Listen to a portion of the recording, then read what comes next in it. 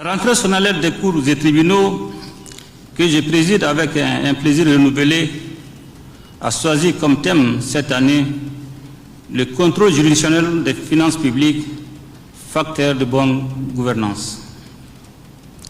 Ce thème illustre l'ambition de l'État dans la dynamique du Malikoura et rappelle son rôle essentiel de charpente. De par sa vocation, l'État est investi de la mission de sauvegarde et de la satisfaction des besoins essentiels des citoyens et de garantir la continuité de ces processus. Pour assurer ses fonctions régaliennes, l'État a besoin de ressources financières adéquates mobilisées à travers une contribution commune des citoyens et l'exercice d'activités pourvoyeuses de ressources.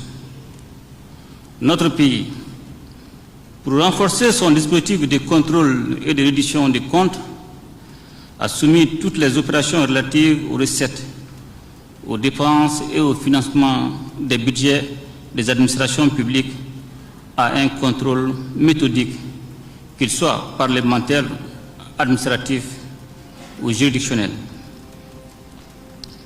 C'est donc dire que le choix du thème de cette rentrée judiciaire 2025-2026 n'est nullement fortuit. Bien au contraire.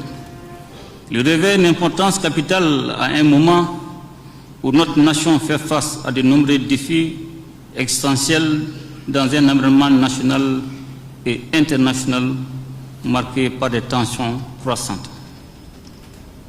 Dans un tel contexte, la gestion des finances publiques ne saurait être laissée au seul arbitre de l'exécutif ou des ordonnateurs.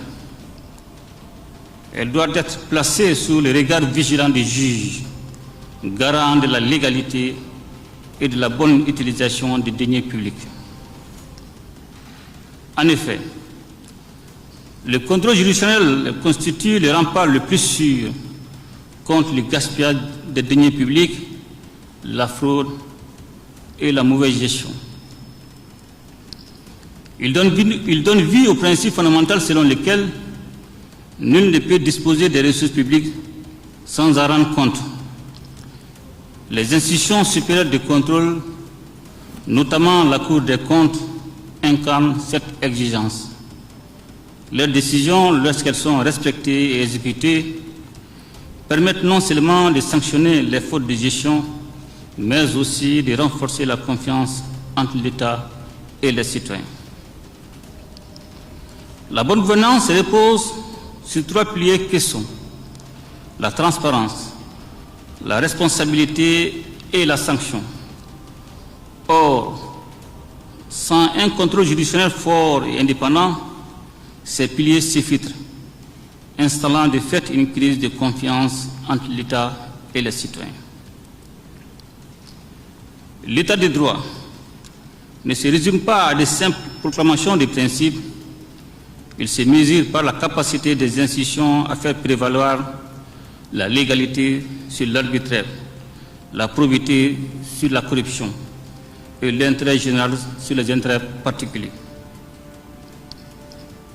Pour traduire en acte cette exigence républicaine, le gouvernement du Mali a initié un programme de renforcement des moyens humains, matériels et financiers de la Cour des comptes et des autres structures de contrôle des finances publiques afin qu'elles puissent exercer pleinement leur mission de contrôle et de régulation.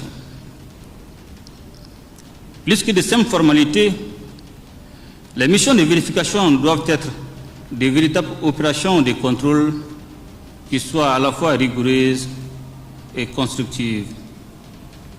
Un contrôle qui sanctionne les fautes, certes, mais qui outille aussi les gestionnaires publics vers plus de performance et d'efficacité dans les dépenses publiques.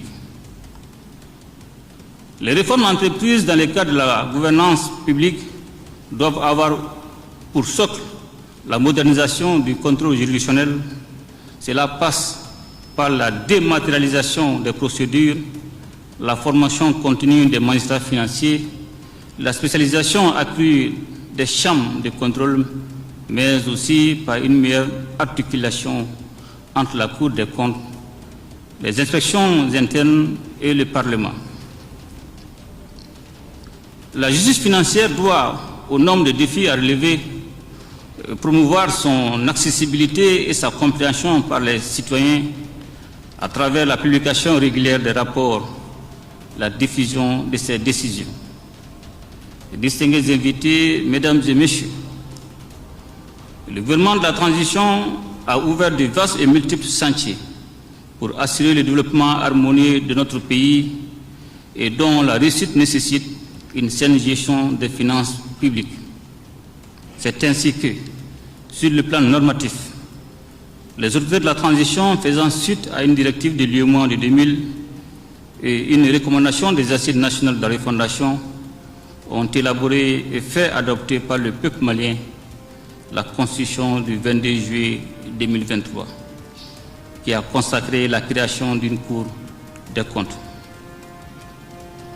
La pose de la première pierre du bâtiment destiné à abriter la future Cour des comptes, le 19 décembre 2024, est financée sur le budget national, témoin de la volonté du pays de promouvoir une gestion saine et transparente des ressources publiques.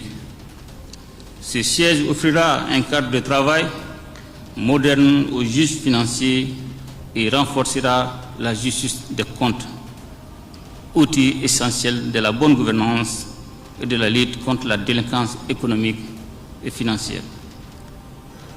Il convient de saluer la détermination du gouvernement et des acteurs engagés dans la réalisation de ces projets. Distingués invités, mesdames et messieurs, la transparence et la responsabilité ne sauraient être de simples slogans. Ce sont des exigences républicaines et morales. C'est ensemble que les pouvoirs publics, les institutions de contrôle, la société civile et les citoyens pourront relever ces défis. En plaçant le contrôle juridictionnel des finances publiques au cœur de la bonne gouvernance, notre justice contribue à renforcer la confiance du peuple dans ses institutions et à consolider les fondations d'un pays prospère. Je voudrais ici saluer l'engagement constant des magistrats, greffiers, auxiliaires de justice et l'ensemble des personnels judiciaires dont le développement quotidien contribue au renforcement de l'état de droit dans notre pays. De même, je tiens à féliciter les différents intervenants, à savoir Monsieur le Président de la Cour suprême, le rapporteur du thème de la rentrée, le procureur général et les bâtonnets de l'ordre des avocats pour la qualité de leurs interventions. Je ne saurais terminer sans rendre un vibrant hommage à la résilience et au courage du peuple malien face à la barbarie humaine imposée à notre pays par un terrorisme agonisant. Sur ce, mesdames et messieurs les membres de la famille judiciaire, je vous souhaite une excellente année de travail et de réussite dans l'exercice de vos activités professionnelles quotidiennes. Je déclare ouverte l'année judiciaire 2025-2026